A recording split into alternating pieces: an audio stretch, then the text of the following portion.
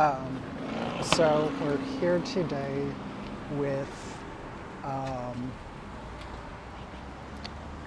another of these randomized kryptik decks.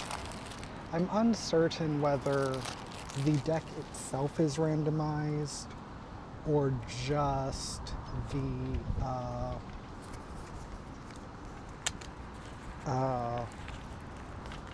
faction within it. So it looks like we've gotten this Ascendant faction,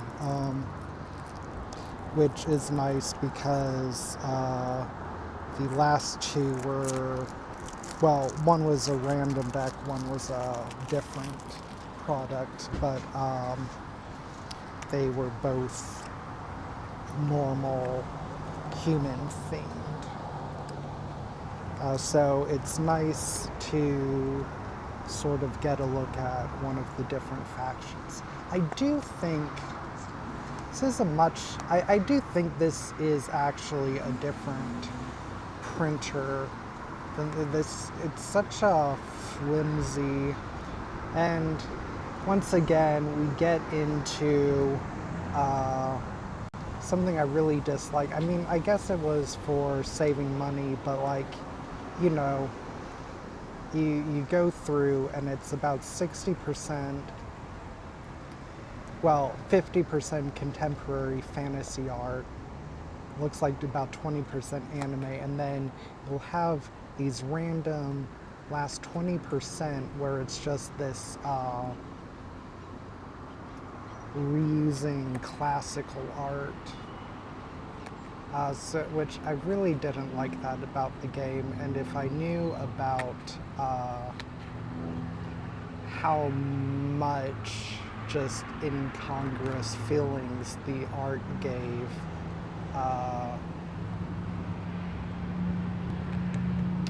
probably would not have picked up the game. They really did a good job downplaying that in their campaign.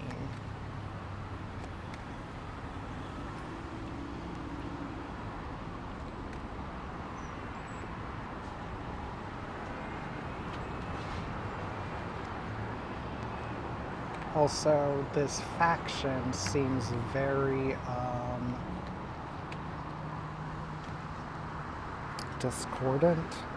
There doesn't seem to, because like you've got some very angelic, I guess this is it. It came early. I was looking for it. I believe, I'm still very unclear about this rarity system. I believe gold is the rare one.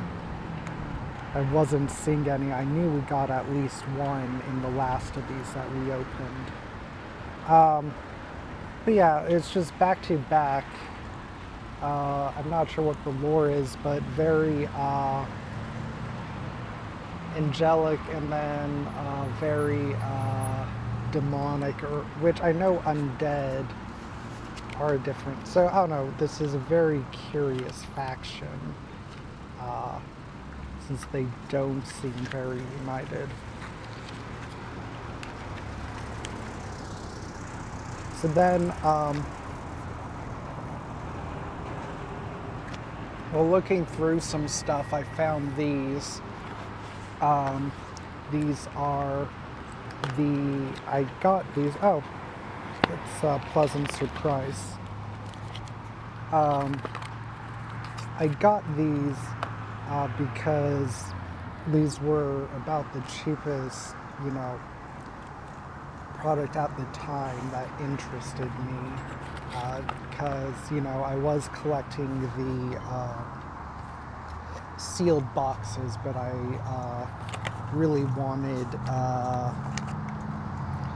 something to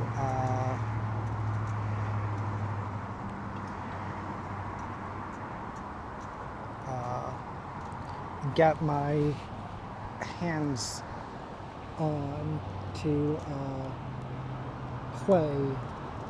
Oh, that's interesting. I know I charged it last night. Um, oh, there it goes. Um, I wanted to, to actually get a feel for the game and each set that came out, so I picked up one of these for each set. And it looks like for this one, thought I would have. Oh yes, there's only one. I guess I left the booster pack sealed. I would have thought I would have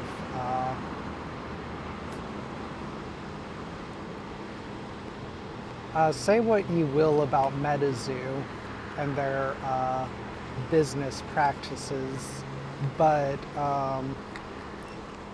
especially coming off the feeling of those other cards, coming back to this, you can really tell the difference in quality.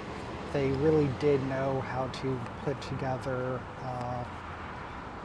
good-looking cards for the most part with decent card stock.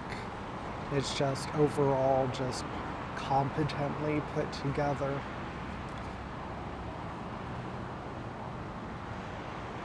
Oh, that's an interesting card. Once again, I just love this Nightfall Nighttime card. Very eerie, Slender Man sort of spirit aura for this set.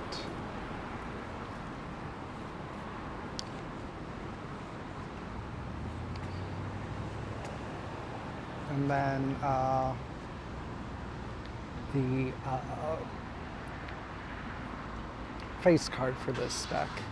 And as I'm sure you are all aware, the owls most definitely are not what they seem.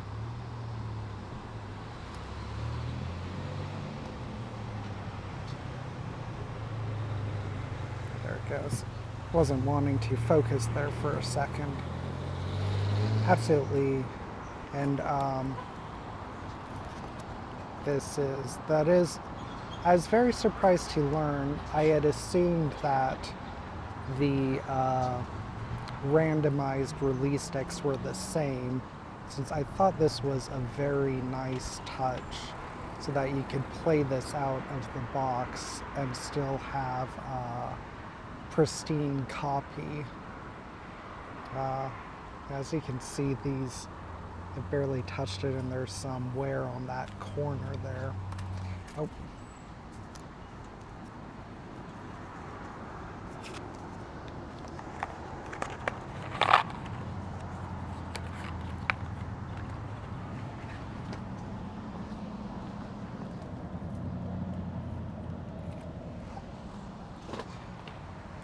But that was like a very nice, thoughtful touch that I appreciated in these.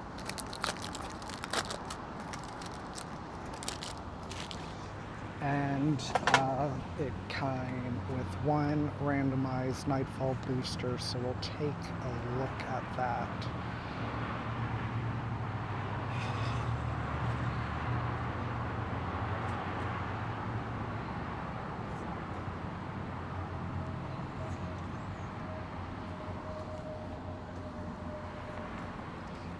And unfortunately, it was a reverse foil, common even. Didn't know that they did foiling of commons that early.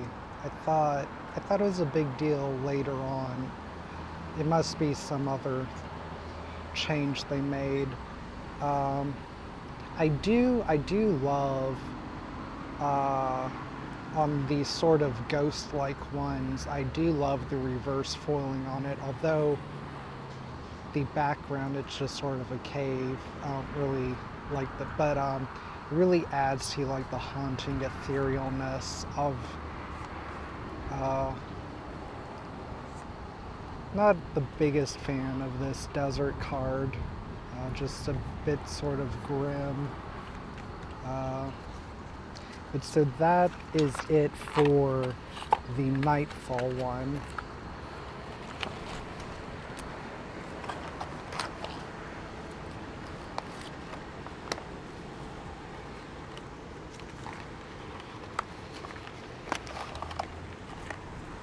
And it looks like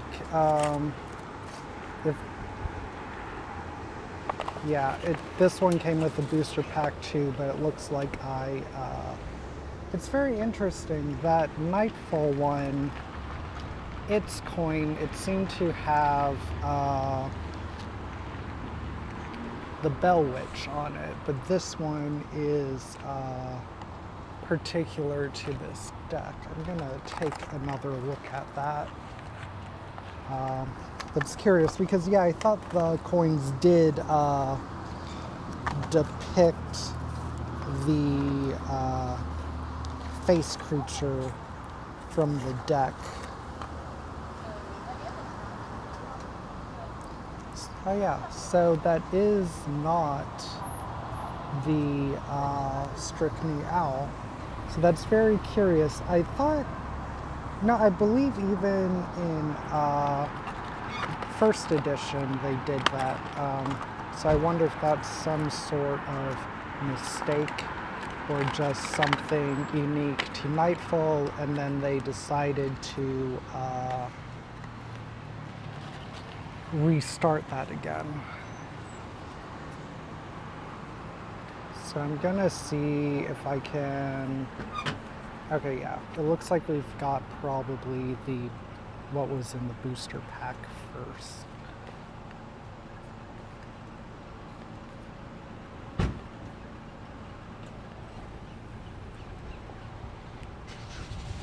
Yeah, and it's full hoil, one of the sigils. To my knowledge, well, any wilderness cards really, but particularly the sigils as a rare card don't really have any value for being a rare. Okay, and it looks like we start off with the camera's really slow on focusing today. I'm not sure what's up with that. But we have this bear, which is the face card for the deck. And already it looks like all of this should be very familiar to you from the previous wilderness openings. Although I'm not sure if we've seen this one before.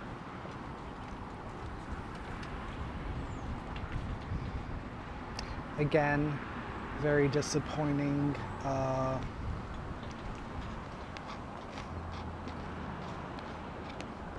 explosion attempt on their part.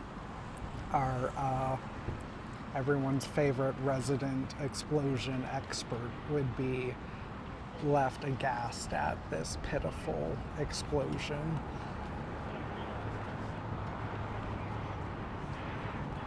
You have to say this, I guess the fire cards do seem to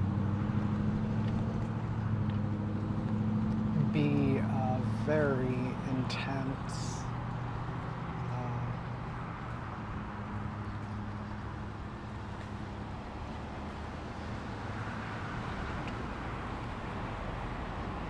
A lot of flame auras to end the deck. And then the promo version of the bear.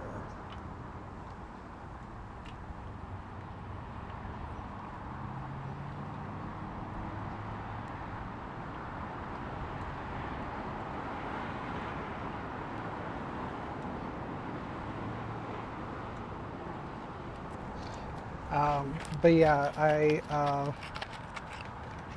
saw these, and I know they're, well, the Nightfall one half, the Wilderness one full. I know they're pre-opened, but thought it'd be nice to see, since I myself did not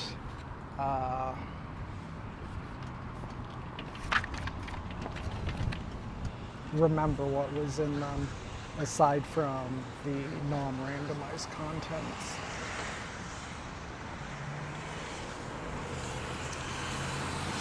So I started reading this last night. Got it, I believe, as a birthday gift, but was it birthday? Maybe Christmas last year. But finally started reading it, and we started last night. We only got through a little bit. We are a bit late in time, so I'm not really sure how much we can get through. I wasn't originally going to do this today, but you know, maybe to entice interest in them running it, but as you know, I got Lancer and was so I gave it to someone to look at, and they're supposed to give it back to me last night, but unfortunately they forgot it, so I had to come up with something else. We'll see how much we can get through. Devout game fans from around the country again converged on Lake Geneva for the weekend of August 23, 1969. With the warm and dry respite in a rainy Midwestern summer, some met up with Gygax himself in Chicago that Friday, and joined him on the 4 o'clock train to his hometown after he ducked out of Fireman's Fund early. There they found Gygax's house totally overrun already, a contingent of New York fans having displayed Avalon Hill board games on every available surface. Downstairs in the basement, a dedicated few played Second World War miniatures on Gygax's sand table. Gygax's wife, Mary, served as a hostess and charmed the teeming guests. Early in the evening, an advance team marched from the Gygax home to the Horticultural Hall, where not long before the Garden Club had hosted a speaker from the FBI. Now, industrious young gamers rearranged the furniture in preparation for the opening of the hall the next morning. Some, having no other place to go, ended up spending the night there, borrowing sleeping bags to slumber within the grassy enclosure of loggia beneath the stars. Hotel rooms were scarce, and only a lucky few would find an unoccupied mattress on the floor of the Gygax home where they could collapse for a brief repose. The 1969 convention, an ambitious two-day gathering, grew to around 150 attendees, thanks in part to advance notices in venues like the Chicago Daily News, which liberally quoted Gygax, quote, "a Chicago insurance executive," end quote. Gygax was late for his opening address Sunday morning at 9:30, no doubt delayed by the throngs camping at his house just around the corner. As afternoon temperatures rose to the 80s, conditions inside the bustling Great Hall went from sweaty to sweltering, where most conventioneers were too engrossed in their hobby to mind. Gamers made their pilgrimage to Lake Geneva, not just to play, but also to sell games, fanzines, and miniatures. One attendee's inventory of the various goods for sale in 1969 concluded with a mention of the 1,200 model sailing ships done by David Arneson of St. Paul, Minnesota. Arneson, a newcomer to the convention and a student of the University of Minnesota at the time, attended with a large contingent of his school's wargaming club, with whom he participated heavily in Napoleonic miniature simulations. In contrast to the gregarious Gygax, whom he met for the first time that weekend in Lake Geneva, the stockily built Arneson was more guarded and introverted. He showed up to the convention with a buzz-cut, thick-rimmed glasses and a Midwestern mustache. Lake Geneva was a provincial town, but Arneson came from the metropolitan Twin Cities, where his club attracted dozens of members who had, since the mid-1960s, transitioned from a focus of miniature collecting to gaming. Large wargaming clubs tended to be fractious and prone to schisms. Arneson was a veteran of such political struggles in the course of organizing multiplayer wargames and editing his group's newsletter, The Corner of the Table. It also meant that Arneson had bonded with a coalition of loyal friends who were practiced in defeating political rivals as well as wargame opponents. It might be said that cutthroat coalition building games like Diplomacy set the tone for their interpersonal disputes. It was a studious and inventive group that explored all aspects of the hobby, collaborating tightly on board and miniature wargame ideas. They came to Lake Geneva in part to recruit for their club. As tiny and fragmented as the gaming community was, their best chance of meeting gamers from Minnesota was to find them at a convention in Wisconsin.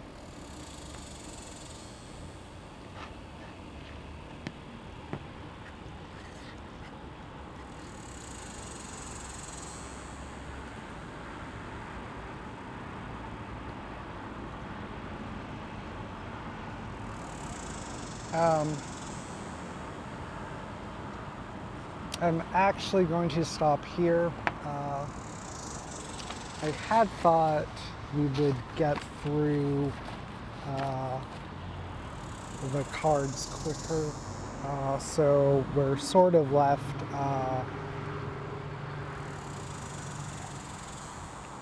with a bit less time than I thought.